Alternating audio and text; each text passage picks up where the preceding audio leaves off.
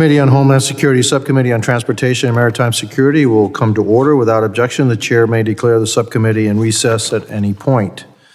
Before we begin today's hearings, I want to take a moment to acknowledge the absence of a valued member of our subcommittee. We are mourning the loss of our friend and colleague, Congressman Turner.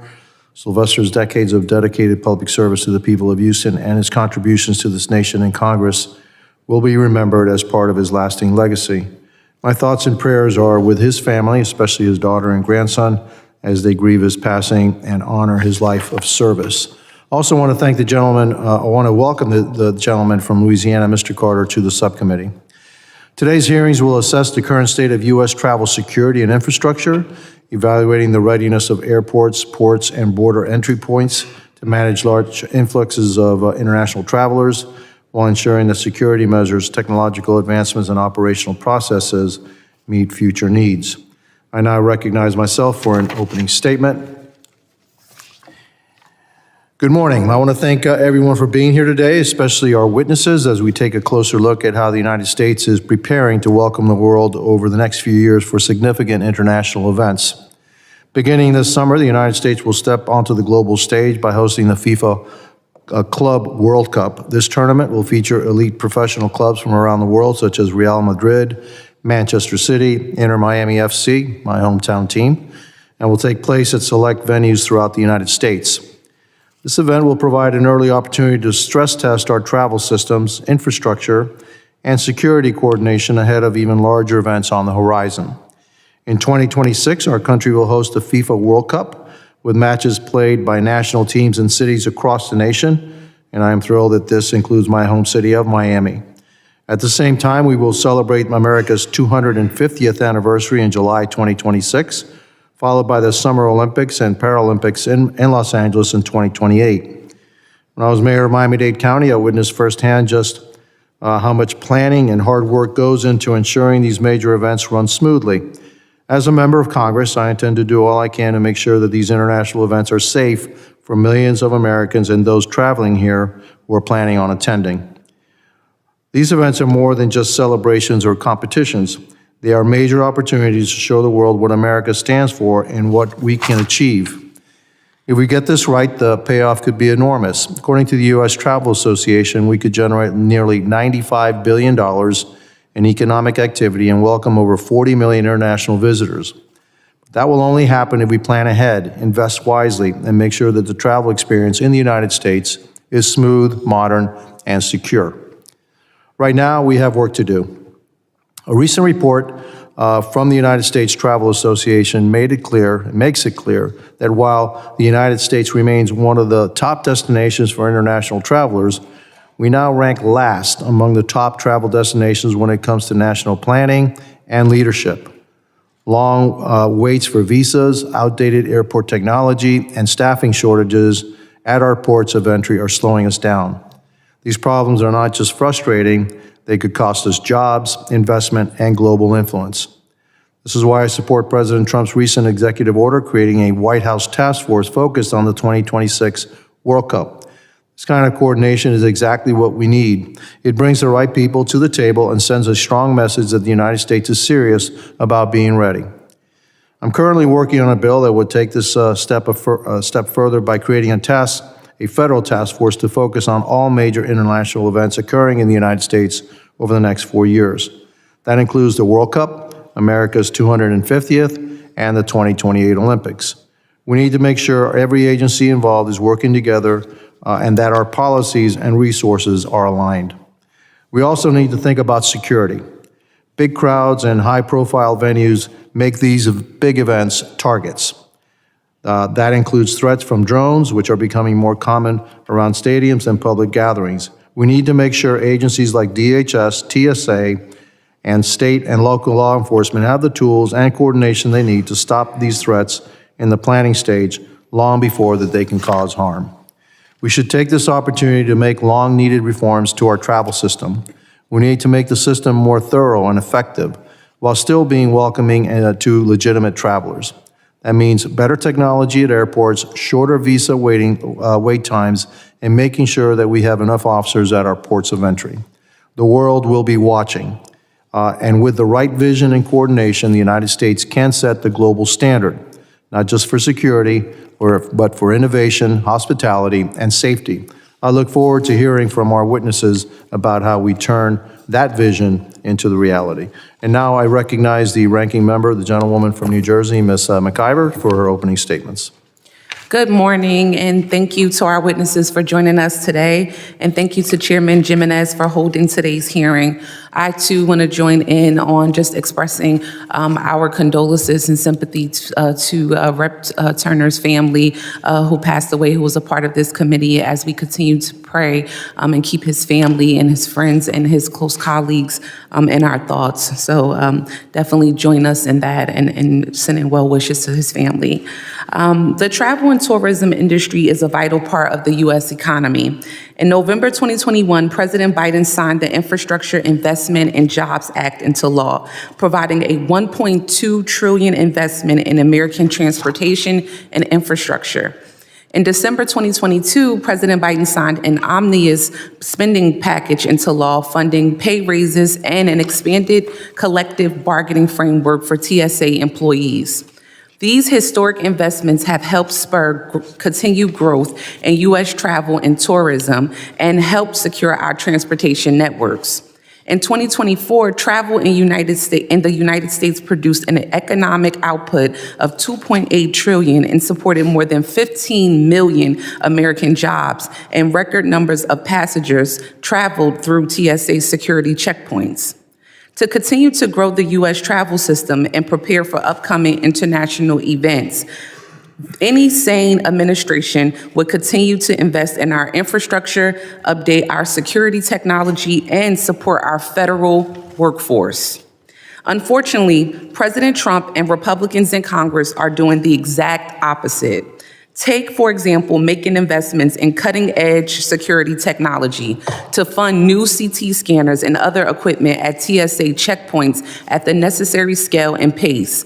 Congress must stop using passenger security fee collections as a slush fund and return that money to TSA. But instead, Republicans are considering increasing passenger security fees and using that money to help pay for tax cuts for billionaires, according to a document showing their reconciliation plans. Republicans want to charge airline passengers more and then put the money in billionaire pockets. The passenger security fee was created to help fund TSA and prevent another 9/11, but Republicans care more about giving tax cuts to billionaires. That's despicable. Let's turn to workforce issues. Transportation security officers are the backbone of our transportation security system, as they screen millions of passengers and pieces of luggage every day to keep our skies safe. Yet, over the past month, President Trump and Secretary of Homeland Security, Kristi Noem, have taken the first steps in dismantling the professional aviation security workforce we have worked so hard to build over the past 2 decades. On March 7th, Secretary Noem ended TSA's 7-year collective bargaining agreement and dismantled union rights in a political and illegal move to advance President Trump's union-busting agenda. I am glad this move is being challenged in the courts, but in the meantime, it undermines the TSO workforce just as it had finally stabilized after decades of high attrition. Worse yet, the termination of TSA's collective bargaining agreement may pave the way for Project 2025's goal of privatizing the agency, an effort Republicans in Congress are already trying to advance. Privatizing more than 400 airports and over 50,000 screening officers would throw the entire aviation security system into chaos and return us to the pre-9/11 model that failed to prevent the largest terrorist attack in U.S. history. Democrats will fight tooth and nail to prevent Republicans from sacrificing our national security at the altar of corporate greed. Unfortunately, the problems the Trump administration is creating for travel and tourism industry go well beyond TSA. In 2024, the International Trade Administration reported a 9% increase of international visitors to the United States. Under the Biden administration, U.S. tourism was booming and open for business. However, in just 2 months since President Trump took office, he has managed to throw that all away by detaining tourists, attacking allies, and tanking the economy. The list of countries that have changed their advisories to warn travelers to the United States of potential risks is growing longer by the day. That list now includes the United Kingdom, Germany, Norway, Ireland, the Netherlands, Denmark, Finland, Belgium, and Canada. Canadians who visit the U.S. more than anyone are now canceling their trips as flight bookings from Canada have dropped by 70%. Since Trump took office, several travelers trying to enter the U.S. have been turned away or detained for days or weeks with little to no explanation. A French scientist scheduled to attend a conference in Houston was turned away reportedly because his personal device contained opinions criticizing Trump's research policies. A Canadian citizen was put in a jumpsuit and chains and detained for over 2 weeks as she legally went through the process to obtain a work visa. A German tourist spent more than 6 weeks in a detention center, including 8 days in solitary confinement because she was traveling with tattooing equipment. Through these cases and others, Donald Trump is sending the message that visitors to the U.S. may be arrested without explanation. Trump is sending a message that the United States is closed for business. Trump's policies put at risk trillions of dollars in tourism spending and millions of American jobs.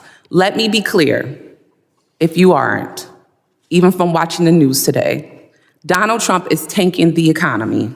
I look forward to discussing with our witnesses how the dire situation will impact our national security and the success of upcoming high-profile events like the World Cup and the Olympics. Thank you. And with that, I yield back. Thank you, and I recognize the ranking member of the committee, the gentleman from Mississippi, Mr. Thompson. Thank you very much, Mr. Chairman, and let me welcome our witnesses on the panel today. I'm glad the subcommittee is examining the state of U.S. travel system ahead of high-profile international events. The outlook for the World Cup, the Olympics, and other major events set to be hosted in the United States over the next few years is dire. In just a couple of short months in office, Donald Trump and his Republican lackeys have done tremendous damage to the U.S. travel and tourism. People visiting the United States can no longer be confident that they will be treated fairly by our government. Just last week, a renowned mixed martial arts fighter and coach trying to visit the U.S. for a seminar was detained upon entry, sent to a federal detention facility, and ultimately sent back to Australia, all without little explanation. If this is how we treat foreign athletes and coaches visiting the United States, one can only imagine how the World Cup and Olympics will go. This is just one of the many instances of the Trump administration inflicting unnecessary trauma upon foreign visitors. The cruelty is the point. Donald Trump apparently does not want foreign visitors to visit the United States, even though travel represented $2.8 trillion of U.S. economic output in 2023. The impact of Trump's chaotic and undefined detention and deportation policies is already apparent. Canada, the United Kingdom, Germany, Ireland, Norway, Finland, Denmark, Belgium, and the Netherlands have all updated travel guidance for people visiting the United States to warn of potential for detention or discrimination.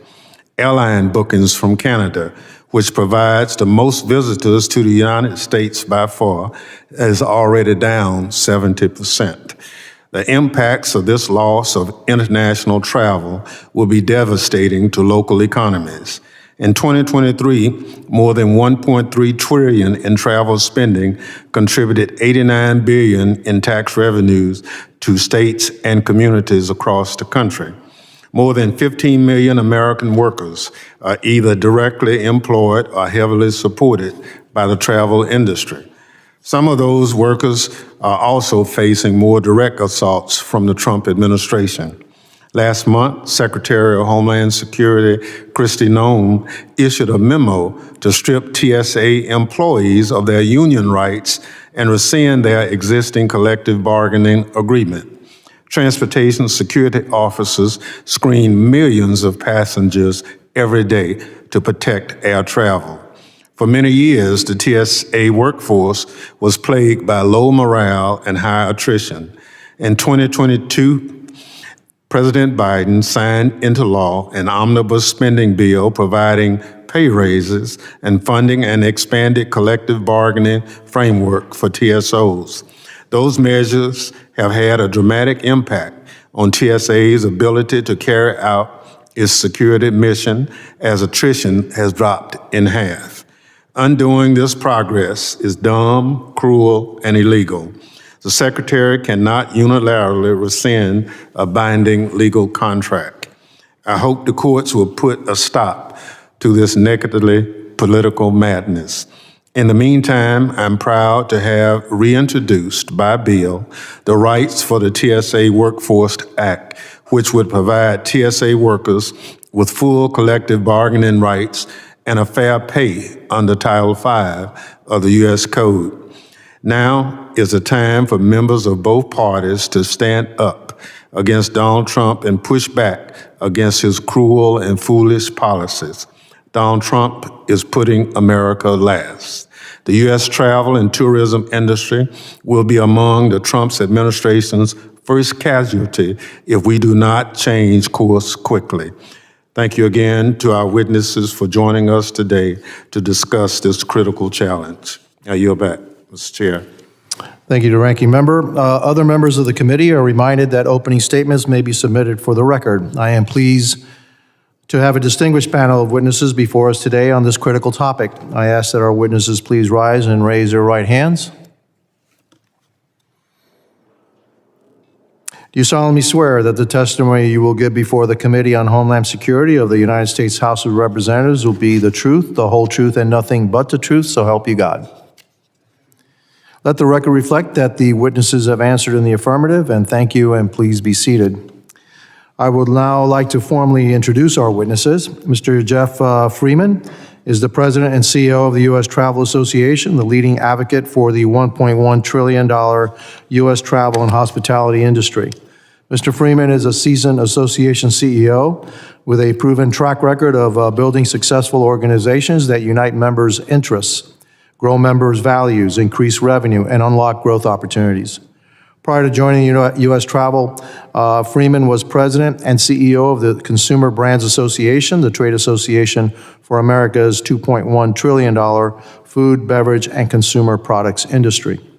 Mr. John Gruen is the CEO and executive chairman of Fortem Technologies, a tech company that provides artificial intelligence-enabled airspace awareness and counter-drone solutions to defense, law enforcement, and commercial customers.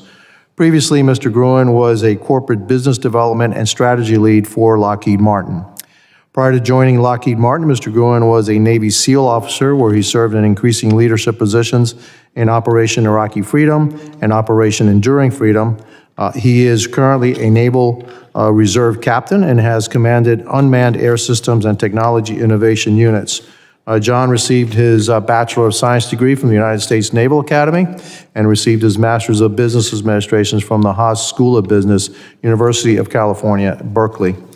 Dr. Everett Kelley is the National President of the American Federation of Government Employees, which is the largest union representing federal and D.C. government employees. He began his first term of service as national president in February 2020, was elected to another term during the 42nd National Convention in June 2022, and was re-elected during the 43rd National Convention in August of 2024. Dr. Kelley has been a member of AFG since 1981. He worked at Anniston Army Depot and retired from there after 30 years of service. I thank each of our distinguished witnesses for being here today. I also would like to offer the following letter from the Airlines for America for the record, without objection. So ordered. And I recognize Mr. Freeman for 5 minutes to summarize his statement. Mr. Freeman, you're recognized for 5 minutes. Thank you, Chairman Jimenez, Congresswoman, Ranking Member McIver, Ranking Member Thompson, Congressman Crane. I appreciate the opportunity to be with you today. I'm Geoff Freeman, President and CEO of the U.S. Travel Association, representing all aspects of the $2 trillion travel industry, airlines, airports, theme parks, hotels, destinations from coast to coast. And I want to thank you at the outset for your appreciation of the travel industry and the impact that it has. Travel is a vital economic engine, contributing nearly $3 trillion annually and supporting more than 15 million jobs across the United States, more than 10% of our nation's workforce. Travel strengthens America's global standing, encourages business and cultural exchange, and generates significant tax revenue.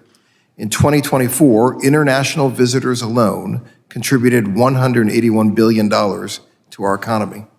But we can't count on this continued success without investments and reforms. Our infrastructure is failing to keep pace with the increasing demand for travel.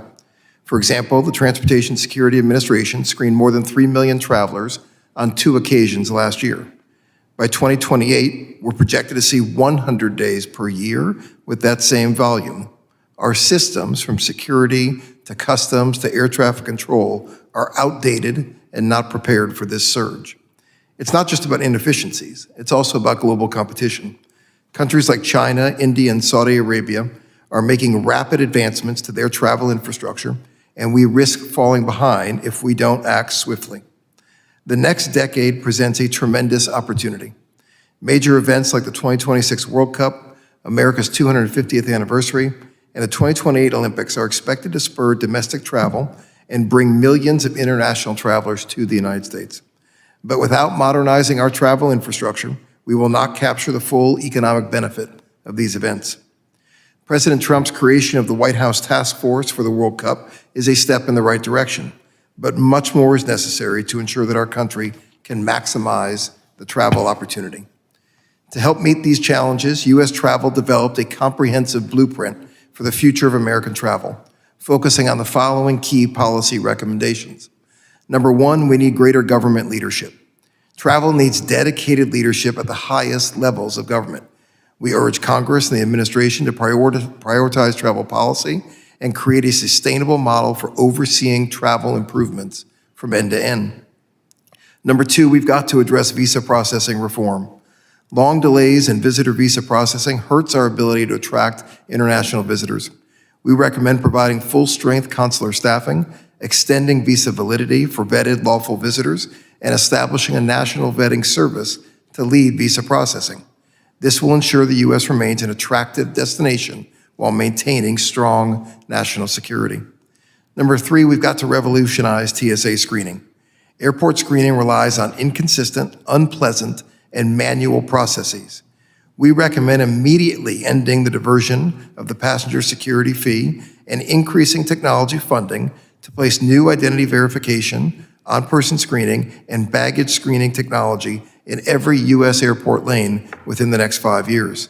This will improve security, reduce wait times, and create a more seamless experience, allowing all travelers to carry water bottles and larger liquids, leave all electronics in their bags, and keep their shoes, jackets, and belts on their person. Finally, we've got to create a world-class customs process. We need to modernize the international arrival process for our guests. We recommend increasing CBP officer staffing at airports of entry while using biometric technology and enhanced traveler vetting to reduce processing times. This will allow the automated entry of trusted travelers and returning Americans while enabling CBP officers to focus their inspection efforts on unknown individuals. These 4 steps are critical to ensuring the U.S. remains a global leader in travel and that our infrastructure can handle the increasing demand. The status quo is not an option. Travel demand is growing, our infrastructure is aging, and global competitors are moving quickly. If we fail to act, we risk losing economic opportunities, diminishing America's competitive edge, and foregoing millions of foreign visitors. Thank you for your time and consideration. I look forward to answering any questions you may have.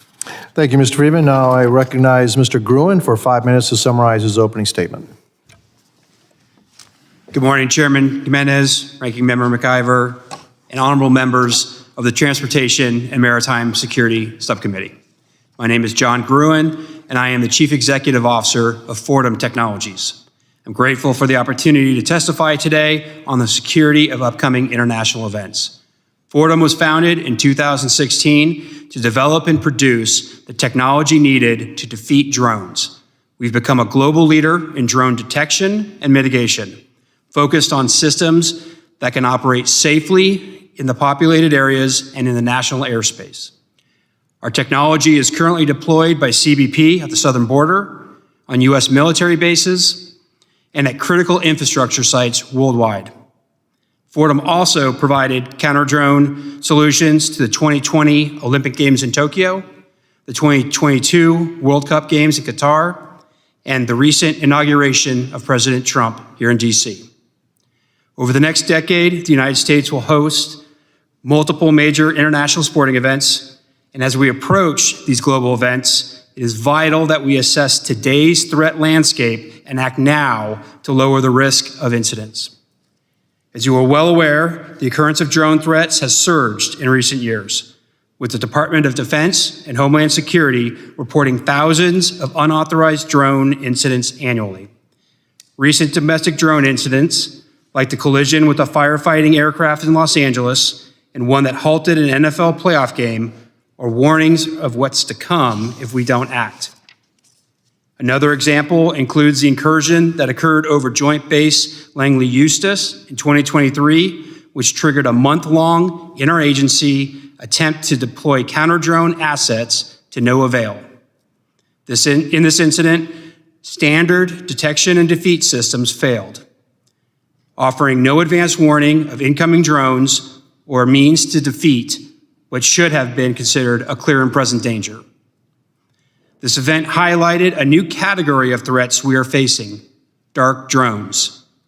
Aircraft designed to evade detection by not emitting RF signals. To protect sensitive sites and large public gatherings, dark drone detection and kinetic mitigation must be the core of any successful counter-drone system. Thankfully, we do have the technology to defeat rogue drones before they cause harm. Companies like mine have developed AI-powered sensors necessary to identify the threats, including dark drones, as well as autonomous interceptor drones capable of safely taking down the threats. Our system intercepts drones with an aerial net capture system and tows them to predetermined locations, ensuring the safety of bystanders and allowing for forensics on the captured drone. As I mentioned, this technology has protected spectators at the World Cup, Olympics, and at other significant events before. We must field these defensive solutions at scale in the homeland now, as time is a critical aspect in fielding an effective counter-drone system. Based on our experience, counter-drone systems must start to be deployed 12 months before the event to allow time for system delivery, site analysis, and operational training. With the 2026 World Cup just over a year away, federal agencies must be given the tools and authorities they need, and local law enforcement must be empowered to respond to drone threats quickly and effectively. Currently, counter-drone authorities are spread across multiple agencies with delayed abilities to mitigate known threats. In the instance of a drone is detected and determined to be a danger, authorized federal personnel must be present and still request explicit clearance to take mitigation action. The chaos that ensued when drone activity disrupted flights at Newark Airport last year is a glaring example of our inability to respond to drone threats in real time.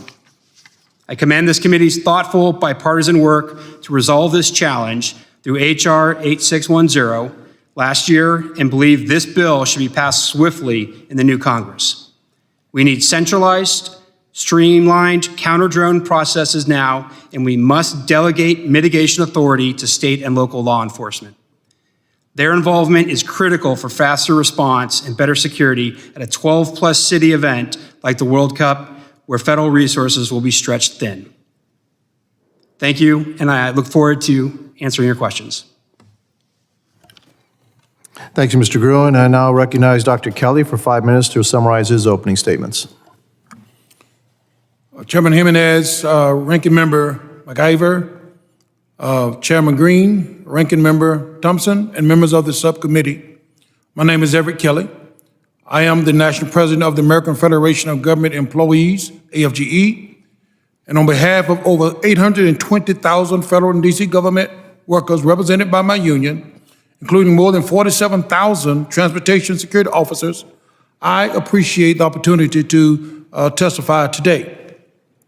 The decision by Secretary of Homeland Security, Kristi Noem, to unilaterally rescind the 2024 collective bargaining agreement between AFGE and the Transportation Security Administration has created an unprecedented crisis for TSOs at a time when our nation's aviation security system faces increasing demands.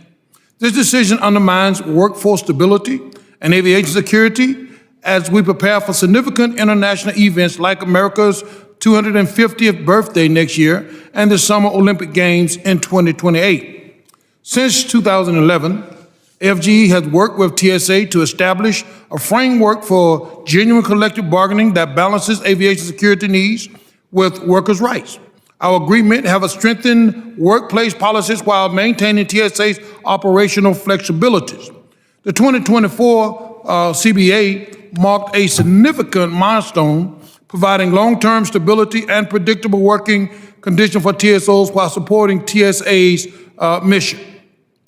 The abrupt termination of this agreement by Secretary Noem has dismantled years of progress.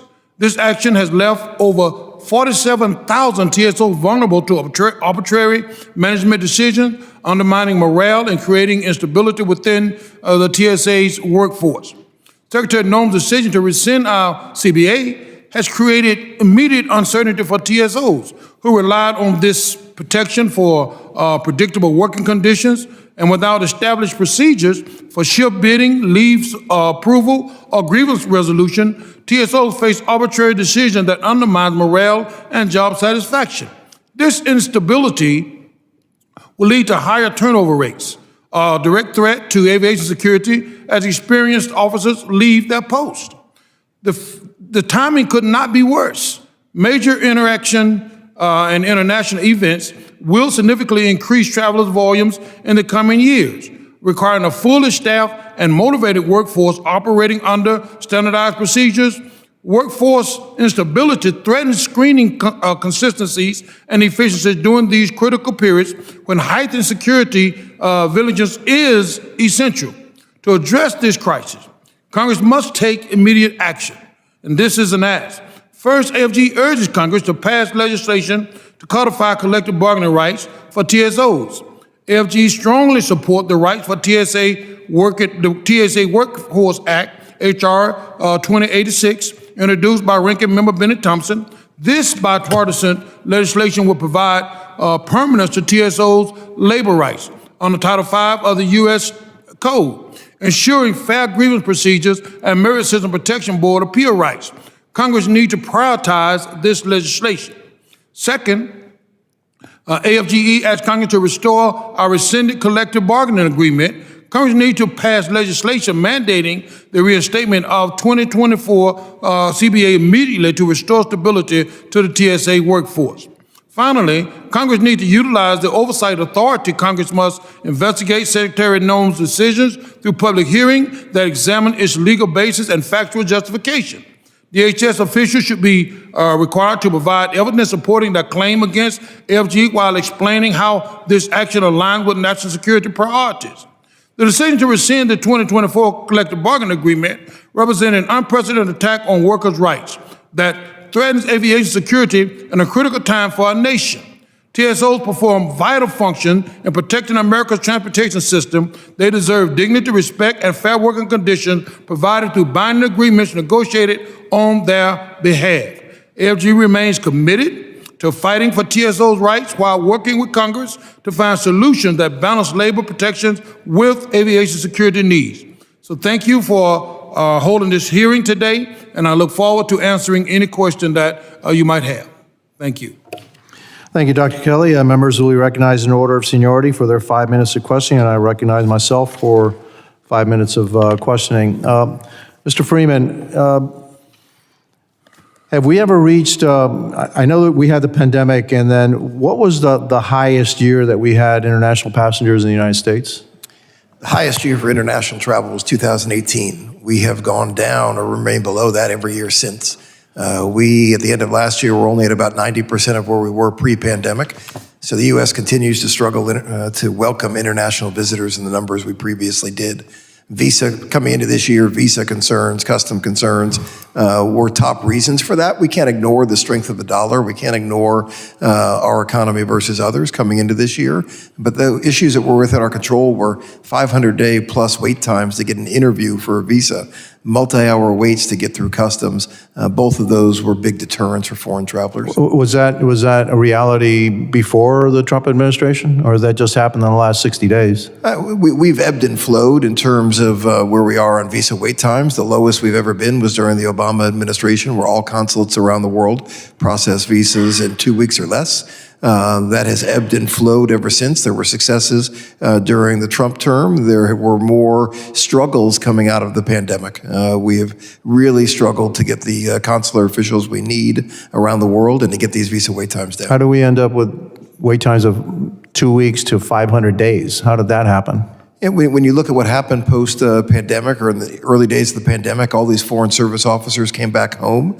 They were slow to get back out to their consulates around the world. Processing visas is also the lowest rung on the totem pole of jobs within the foreign service officer community. It's not the most desired job out there.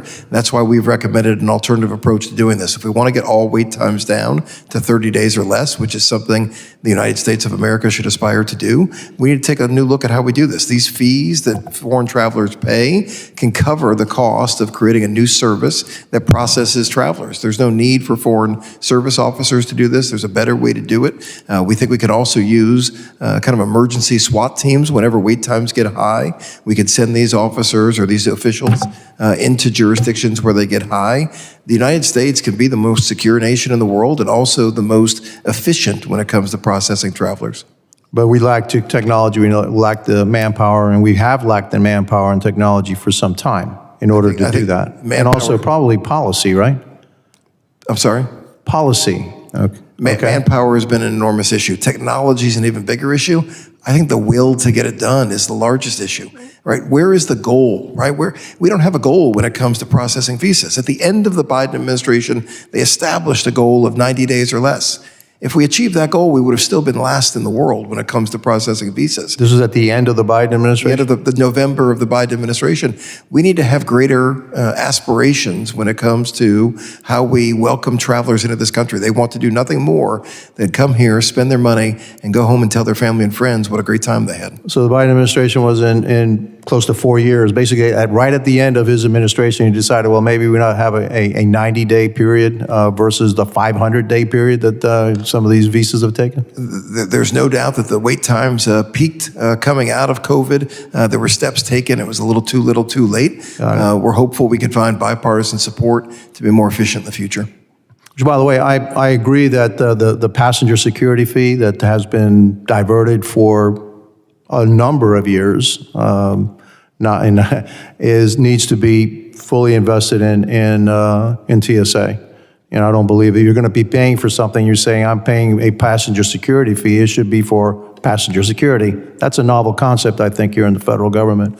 And I think that that can be said for administrations on both sides of the aisle. So I would hope, I know that one of my colleagues, Nick Lalola, had a bill to make sure that the passenger fee went to the technology, et cetera, that we need at TSA, and I certainly support that. And I think we need to do more of that. The fact that we're not going to be upgrading our systems to the middle of 2040s, all right, that's totally unacceptable. Mr. Gruen, in terms of drones, and I only have about 30 seconds left, I found it interesting that you said that even if you put your technology, say, at all these stadiums, et cetera, to protect, that it would take a federal individual to say, go ahead and knock that drone out of the sky, that a local law enforcement could not make that call on its own to protect its own citizens?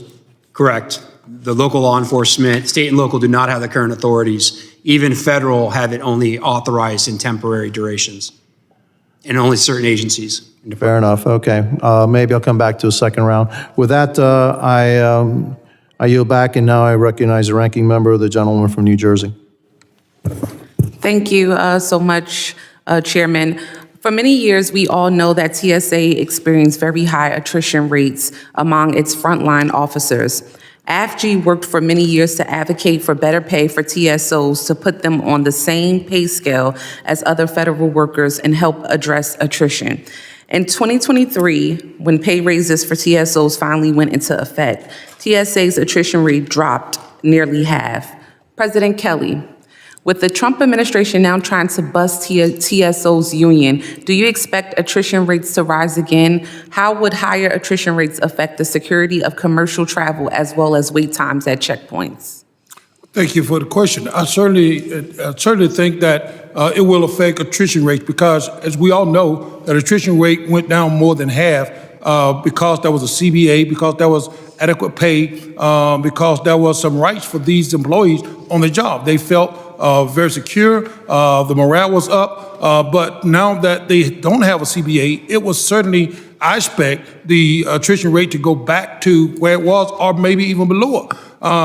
Because they don't have any protection, they don't have any morale is seen to be going down. As I travel the airports and talk to various ones, we all see that. So I think that you will see it go completely south. I think that wait time will be the results of this attrition rates going back, because you're talking about now employee burnout, and all these types of things that's going to happen that's going to affect wait time. Thank you. Mr. Freeman, earlier this year, the press reported on the document listing options House Republicans are considering, including in their reconciliation bill. The document included proposals for increasing the passenger security fee, passengers pay on each airline ticket, and extending the diversion of fee collections away from TSA's budget to help fund tax cuts. What is the U.S. Travel Association's position on extending fee diversions away from TSA's budget? TSA plays a critical role in the travel process. We value our partnership with TSA. We believe that TSA needs to better balance its funding between technology and staffing. To do that, it needs to maintain all of the resources it achieves through the transportation security fee. As the chairman said, none of that money should be diverted. It's a violation of every traveler that's out there who is expecting the contributions they're making when they buy that airline ticket to be supporting the travel process. And how we do that through both technology and staffing is a critical question. Thank you for that. In my opening statement, I talked about the decrease in visitation from Canadians, and you talked a little bit about just the decrease and the differences in between travel currently right now. How will these reductions in Canadian visitors to the U.S. impact the travel industry and economy, in your opinion? If indeed we have a decline in Canadian visitation, it will be significant in terms of the effect on our economy. A 10% decline in Canadian travelers would cost the market about $2 billion in spending. Canada is critical to the United States. It's critical that we send the message that we want Canadian visitors to come. We've seen tensions in the past between nations. That doesn't need to become a part of the travel process. We'd like to see that clear message right now that Canadians, Europeans, all travelers are encouraged to come to the United States. That message could be sent more loudly right now. Thank you, Mr. Freeman. With that, I yield back. Thank you, and I recognize the gentleman from Arizona, Mr. Crane. Thank you, Mr. Chairman. This is a very important hearing today, talking about travel into the U.S. and some of the big events that we have coming up, like the Olympics and the World Cup. Mr. Freeman, I want to start with you. According to the U.S. Bureau of Transportation Statistics, TSA has either halted data collection or has overclassified information on prohibited items detected and seized by TSA since 2008. My concern that TSA purposely hasn't collected data or is overclassifying data to hide embarrassing statistics that show that they routinely fail what the industry calls covert tests. These tests are an event where an undercover operative from the agency tests security by attempting to smuggle prohibited items through TSA. In 2015, DHS OIG John Roth issued a scathing report highlighting Under the Obama administration, the OIG found that 96% of instances TSA officers used advanced imaging technology, or AIT, at 8 airports failed to detect hidden threat items. AIT is still in use today at U.S. airports by TSA. The agency doesn't have any data to suggest that these figures from 2015 have improved in 2025. I'm currently working with the chairman on drafting a bill that would require TSA to submit the results of all covert testing and/or red teaming testing to the Committee on Homeland Security, and I hope this bill can be bipartisan. My question, sir, and please answer briefly, with TSA's covert test failures coupled with the fact that the agency hasn't collected or submitted data on failed covert testing in recent years, how can Congress ensure that TSA is capable of handling incoming travelers from around the world for upcoming events like America's 250th birthday, the 2026 FIFA World Cup, and the 2028 Summer Olympics? Thank you, Congressman. TSA's success is critical to all travelers. Travelers need confidence in their safety, in their security, or else they're simply not going to travel. So we share your concern with anything that would suggest that the process is anything but as safe and secure as it could be. TSA's accountability is to you, it's to Congress, it's to the traveling public. So we support your efforts to find ways to ensure that the technology, that the staffing levels are working in the ways that they need to work. I will point out that in recent years, while staffing has increased, spending on staffing has increased, spending on technology has decreased. The technology that is so desperately needed in the airports is not slated to get into the airports until the 2040s. We need to be more urgent about providing the best technology and as quickly as we can to TSA to ensure the safety and security of the traveling public.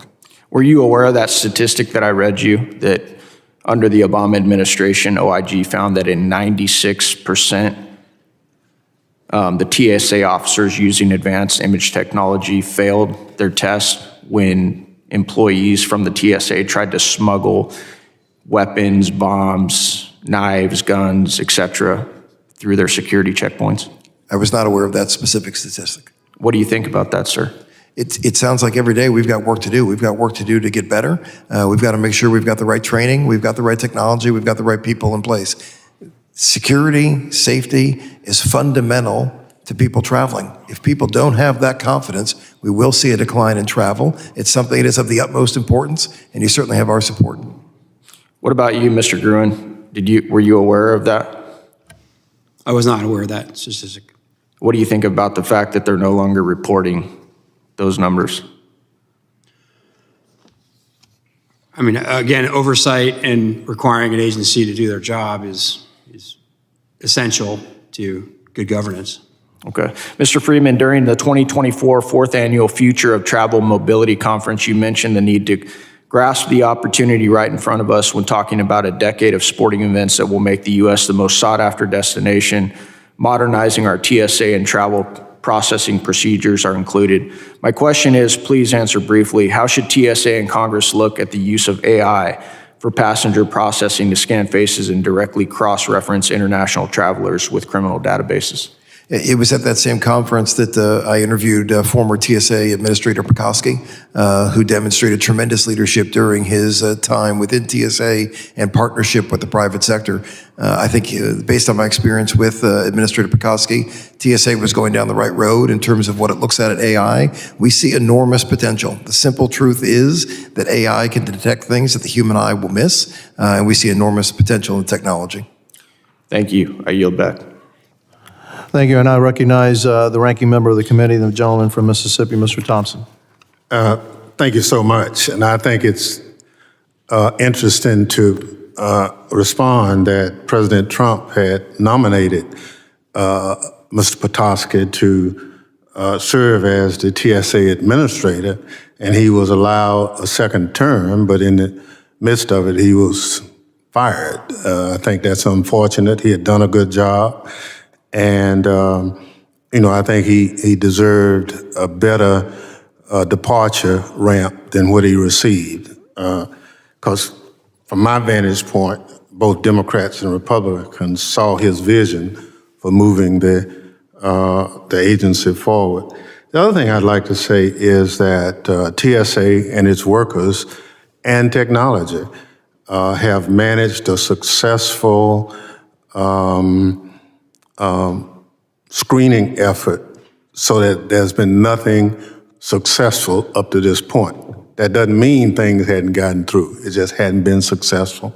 You can call it luck or whatever. But we also believe that technology is a force multiplier for security in all of this. There are only so many men and women we can put in airports and do what we do, other than that technology can't do a better job. It's unfortunate that we've had several opportunities to invest in more technology, and we've not had the kind of bipartisan support to finance that technology, but we have to do it. I look forward to doing it. One of the things we're talking about, the different events headed to this country in the not too distant future.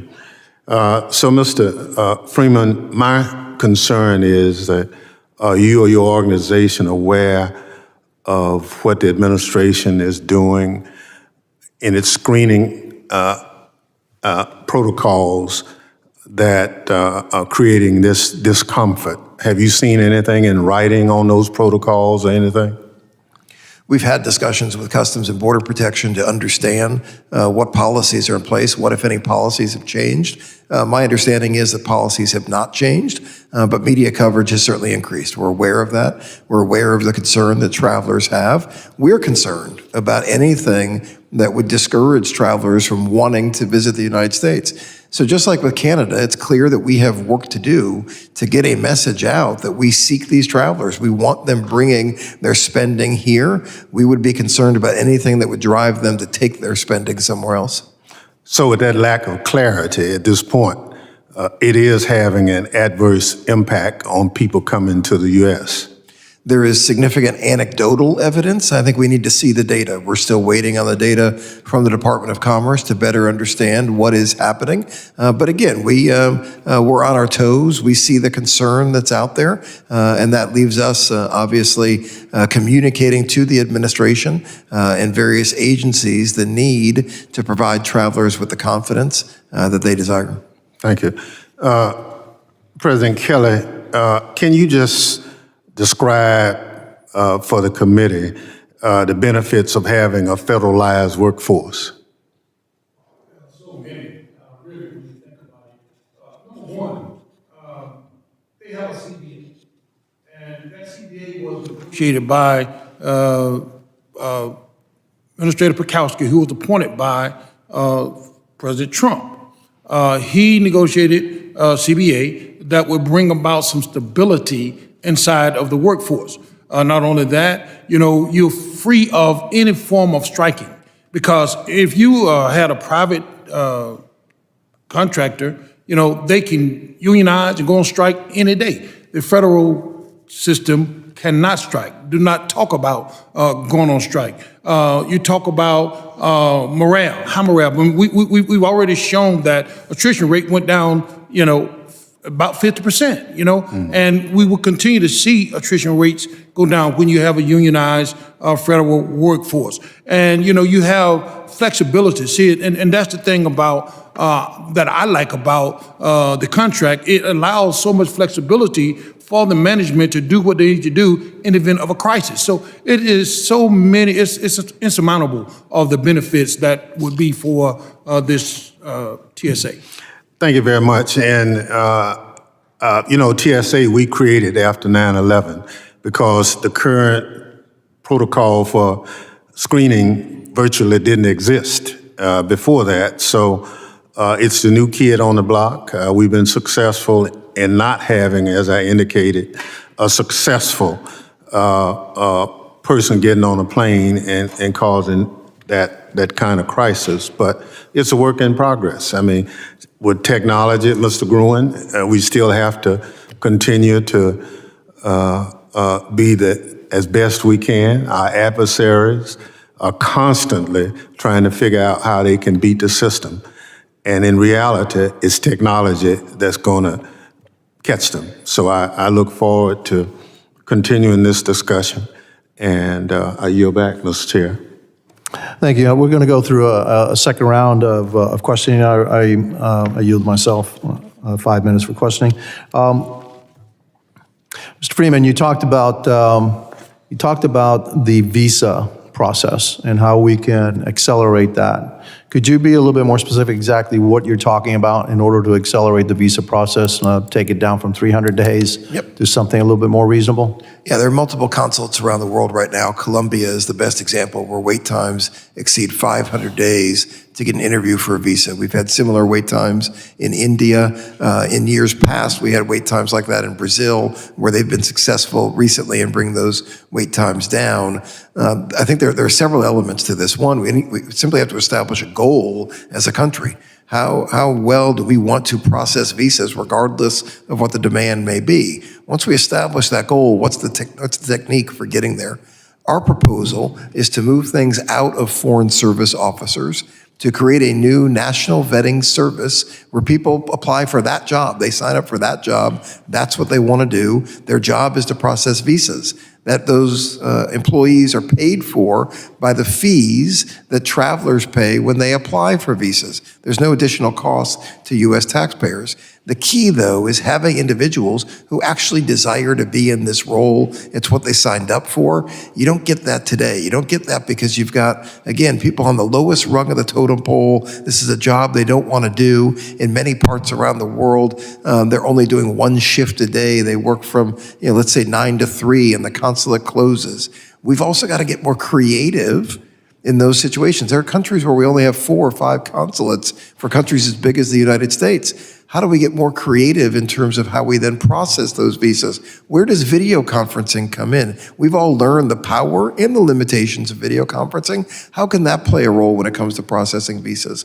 Finally, when we look at the validity period of visas that are good for 6 months or 1 year, is it possible to make those visas good for 2 years?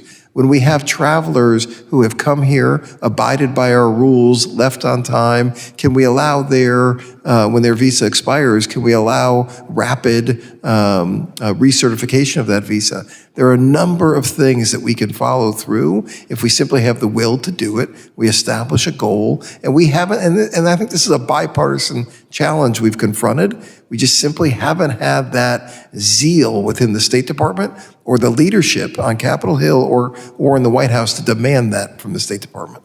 And if we did that, would you see an increase in travel? Visas for the 45% of our travelers who are required to get a visa access is a bigger concern than the cost of travel. I think that tells us everything we need to know. It's not the cost of coming to the United States, it's the obstacle to getting the visa that is the biggest deterrent. Fair enough. Now, in terms of technology, and Representative Gruen, brought out, a very good statistic, and it seems to me that technology has improved in the last 10 years, has to, right? Especially with the advent of artificial intelligence. Is there technology now that will self-identify threats and give cues to the TSA, individual on the screen that said, hey, you need to look at this, and that. That would help, reduce that 96%. Is that technology available now? There is significant technology available now that we're not using. Now, when you look at elements of the TSA screening process, there's the identity verification, there's the person screening, there's the baggage screening. I think we've done very well on the identity verification as we've moved to biometrics. I think we have a lot of work to do when it comes to the baggage and the on-person screening of individuals. That's where we have the greatest room for growth. Do you have an estimate of how much that would cost? I believe we've looked at a figure in the neighborhood of, I'm going to use the wrong figure, so I don't want to mention it. We do have that and are happy to give it to the committee. Okay. And so if we stopped diverting the money, how fast could we implement these new technologies instead of 2040, which I think is a little bit too far out, 20 years from now, okay? And by then, we'll have something else, okay? So we need to get the technology right. It has to be modular so that as new technologies, come and gets more and more, the technology just gets better, okay? That we need to be able to put that in as quickly as we can, not wait 20 years for that technology to be put in so that 20 years hence, there's something else, okay? So how much do you think we're going to need? We believe it's reasonable that all of these reforms could take place within the next 5 years. This is not something we need to look at decades out. Within the next 5 years, we can give every American traveler the confidence that they can keep the water in their bottle, their belt on their pants, their laptop in their bags. Fair enough.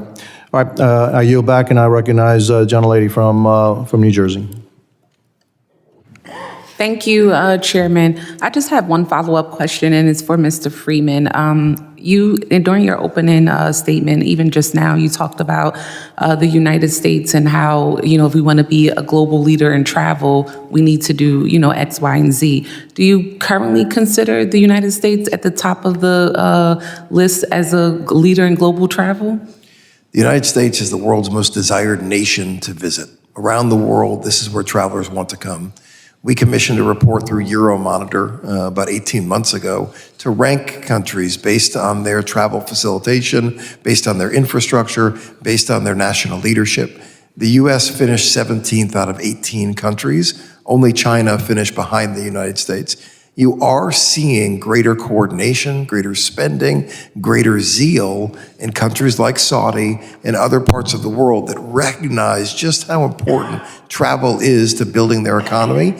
And they also recognize that travel doesn't happen by accident. It takes a heck of a lot of coordination, it takes a heck of a lot of planning to make these things happen. Every one of us in this room today are travelers. We all know the hassles with the process. We all know the inefficiencies. We all go through this and look at various points and say, there's got to be a better way to do this. And the answer is there is. Do we have any desire to work together to implement those better ways? Because what we are dealing with today, whether at TSA, at customs, is not sustainable, and it's not something we should be tolerating. And when was this report done?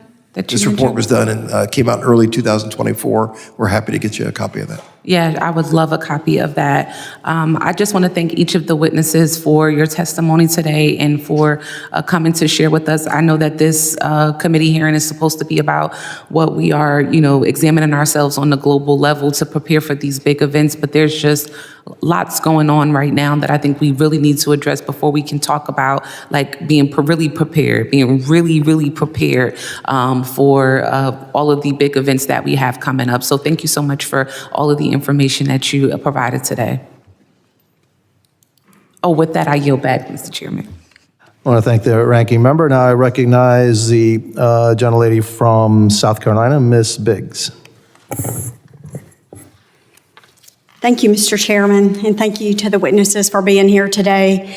As the United States gears up to welcome the world for the 2026 FIFA World Cup and the 2028 Olympic Games, our national travel infrastructure stands at a crucial juncture demanding comprehensive readiness. The influx of international visitors for these events will place unprecedented demands on our transportation networks and border security. The recent executive order signed by President Trump creating the World Cup Task Force signifies a critical recognition of the imperative for seamless interagency collaboration.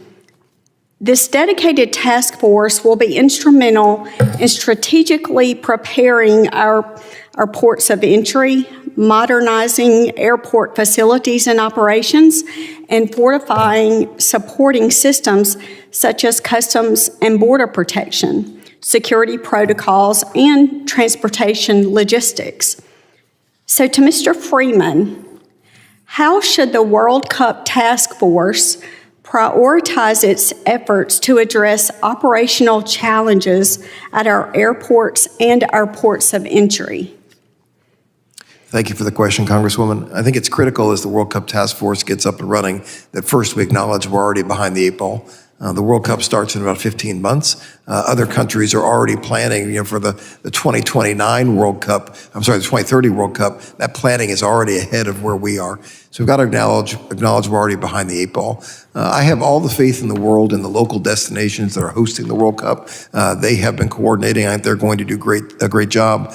The question really becomes in terms of getting people to the games, moving about the U.S. and moving into the United States. I think for the domestic traveler, we're going to see concerns when it comes to moving people through the airports. The demand that we're going to see is basically a Thanksgiving every day for about the 45 days of the World Cup. We all know what it's like traveling on the Wednesday before Thanksgiving. That's what we can expect. It begs the question, what are the things we can do to be more efficient during that period? And this task force is critical about aligning the Department of Homeland Security, the Department of Transportation, and other relevant agencies to ensure we can meet that demand. For the foreign travelers coming in, the truth is we're already too late for some of them. I mentioned the wait times for Colombians to get a visa. If they don't have their visa now for the World Cup in 26, their window is closed. That's shame on us, right? That's opportunity missed for the United States. And then we've got to identify what are the other markets where that window is already closing, and how do we process visas quickly in those markets so we can help those travelers get here. When we know they're coming, customs will be the final area where this task force has to work closely with DHS, with other elements of the government to ensure that we don't have 2, 3, 4-hour wait times to get through Miami, to get through LAX, to get through JFK. That is a tremendous concern of ours. There is nothing more predictable than when a plane is going to land, how many people are on it, and who those people are. So there's no excuse to not be staffed appropriately to move these travelers through, and that's where the task force needs to be focused. Thank you so much for your insight. My second question, Mr. Gruen, with major international events acting as high-profile targets for bad actors, how do you think the task force should integrate threat intelligence, interagency coordination, and emerging technologies like counter-USAS and AI-enabled surveillance into the strategic planning? Thank you, Congresswoman. Your second point, technology needs to be procured and deployed now. So we recommend 12 months out from events to really get the technology on the ground, get the personnel trained, and run through different scenarios to mitigate threats. So we believe the task force needs to do that aspect. Part of that is also going to be authorities to enable local and state law enforcement to have the authorities to mitigate large threats such as drones when they're on the ground. So again, prioritizing that we are behind the power curve on this. We need the task force to prioritize the procurement and deployment of technologies and the training of personnel so that we have adequate protection. Thank you so much. My time has expired, so I yield back. Thank you. Now I recognize the gentleman from Arizona, Mr. Crane, for his second round of questioning. Thank you, Mr. Chairman. Mr. Gruen, I find your testimony and experience very interesting and important to this panel today. You're a former Navy SEAL, is that correct? Yes, Congressman. So you have a lot of background in unconventional warfare. I do. And now you're currently working in the counter-drone space? Correct. Have you spent any time overseas in Ukraine? Yes. Yep. Do you feel that Americans and our agencies understand the gravity of what's happening overseas and how it's transforming modern warfare? Not at a scale that's necessary. There certainly are pockets of individuals who are aware of the threat and are working diligently to address it, but as a whole of nation, absolutely not. Do you believe that the U.S. is prepared to protect its citizens and infrastructure from drone attacks in some of these major events that we're talking about coming up in the U.S.? Not currently. Give us an idea of what that could look like, sir. The drone threat is so wide-ranging that it is hard to sometimes grasp, because you have the obvious situation of a stadium where you may have DJI-type drones come into the stadium, either drop powders or be explosive in themselves and do actual physical damage to the attendees. You also have a lot of other types of operational scenarios, like airports. With all these folks that are trying to arrive, if you have a drone that goes and parks itself on a runway, the entire operation is going to shut down. And it doesn't even have to explode. It can just sit there. And you have already disrupted air travel to a level that we have not seen, globally not prepared for. Right. It's a lot easier to get some type of explosive into a stadium when a drone doesn't have to go through some magnetometer. Is that correct? Absolutely. It's really not that expensive either for our enemies to use drone warfare to attack us, is it? Absolutely not. Sir, you said, I believe in your testimony, that your company has been tasked to do counter-drone operations around key U.S. sites. Can you expound on that a little bit? Yes. We are working with the Department of Defense to do some initial base deployments. So both OCONUS and CONUS, in particular in response to the New Jersey drone threats at the end of last year. We're at Picatinny Arsenal now with an Army program of record, but we've also deployed to Stewart Air National Guard Base with a coalition of industry partners under NORTHCOM, and all to field the latest capabilities to really get both at the detection, identification aspect, and then have on-hand mitigation capability when authorized. When you guys are doing these operations, are we talking about lone wolf bad actors? Are we talking about nation states that you guys are trying to prevent from flying over these sites? The scary part about this, Congressman, is we don't have good fidelity on that information. We know that there are drones of various sizes, so ones that cannot be easily procured off of an Amazon or an Alibaba. You have larger drones, and you have multiple drones at a time. So the fact that we don't know who's operating these drones is the real problem. Are drones being used right now within the U.S. to conduct espionage? Absolutely. Absolutely. Can you expound on that anymore? There are briefings from the government themselves at different classification levels, but we know that there are other nation states or proxies that are operating near our borders and even particularly in the Homeland, different sites. Most people probably aren't aware that the U.S. Capitol Police are currently using Tariff Regulation Section 16.2.90 model rockets and boats to mitigate drone threats on Capitol grounds. Congress must do its part to properly equip Capitol Police for that reason. On National Police Week, I plan to introduce the U.S. Capitol Police Empowerment Act of 2025 to authorize the U.S. Capitol Police to mitigate drone threats on the Capitol complex. The bill was drafted with input from the House Admin, Judiciary, Transportation and Infrastructure, and Homeland Security committees. I'm hoping that everybody will support this bill as it should be bipartisan. I do have a video that I'd like to play of some of the drone capabilities from your company, Mr. Gruen.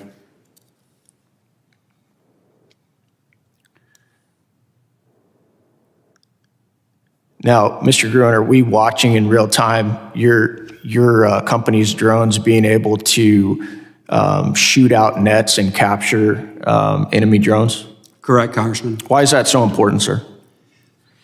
For we're called the low collateral effect interceptor inside government agencies, because the way by catching with a net, we either keep it under a tether and drop it somewhere that's been rendered safe, where law enforcement can look at the drone, get forensics, et cetera. So it's the collateral damage aspect. You're also not infringing on any publicly identifiable information. It's not hacking a signal. It's not getting personal information off of anything. So the combination of that, the lack of PII and the low collateral, is what makes it so impactful.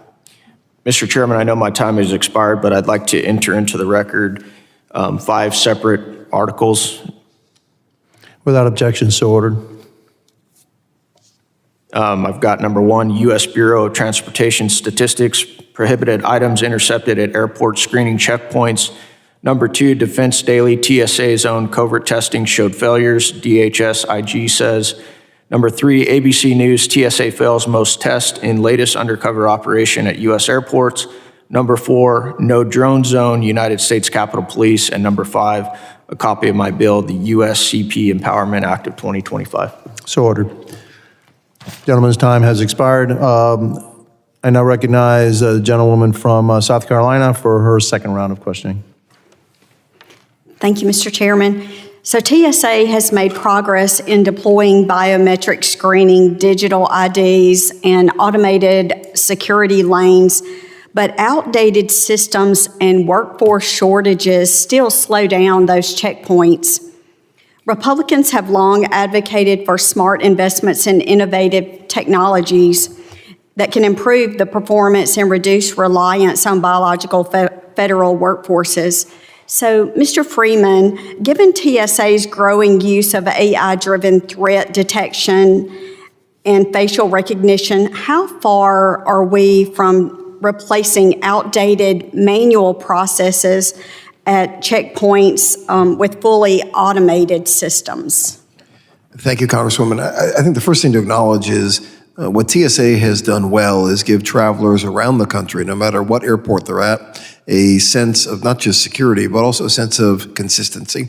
The biggest thing that frustrates travelers is when you go through one airport, you have a different experience than when you go through another airport. TSA has ensured that we have that degree of consistency, and we applaud them for it. Some of that consistency includes exactly what you're talking about. We're already moving towards more of that automated system. We see some of that with the identity verification that's taking place. We see that with digital ID that happens and is working with the airlines, with Delta, United, with American. If you fly through Newark and Atlanta, some of these other major hubs, Detroit, you can go through the entire process just based on your facial biometrics. It's a wonderful experience.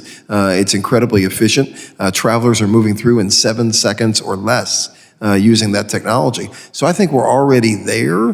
The question is, how quickly can we continue to build on this? How do we take it beyond the identity verification and use it for baggage screening, use it for individual screening? That's where there's so much more opportunity. There's opportunities for the private sector to work more closely with TSA to help realize some of these opportunities. You know, there's so much debate about privatized TSA, not privatized TSA. What there is a great opportunity for TSA, which has done some very good things, to work more closely with the private sector and really build a partnership here that can give the travelers the experience they desire. Thank you. Just following up with that, are there successful models abroad that the U.S. should consider adapting to our aviation environment?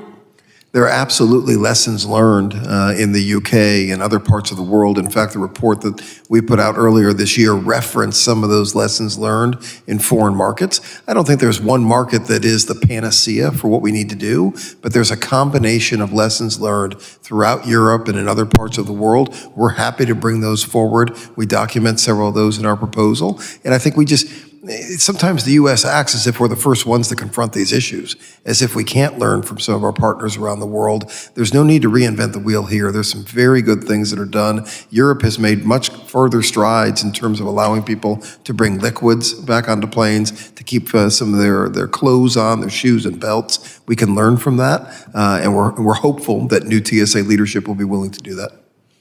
Thank you so much for your testimony, and I yield back. Thank you to the gentlewoman from South Carolina. I want to thank the witnesses for their valuable testimony and also the members for their questions.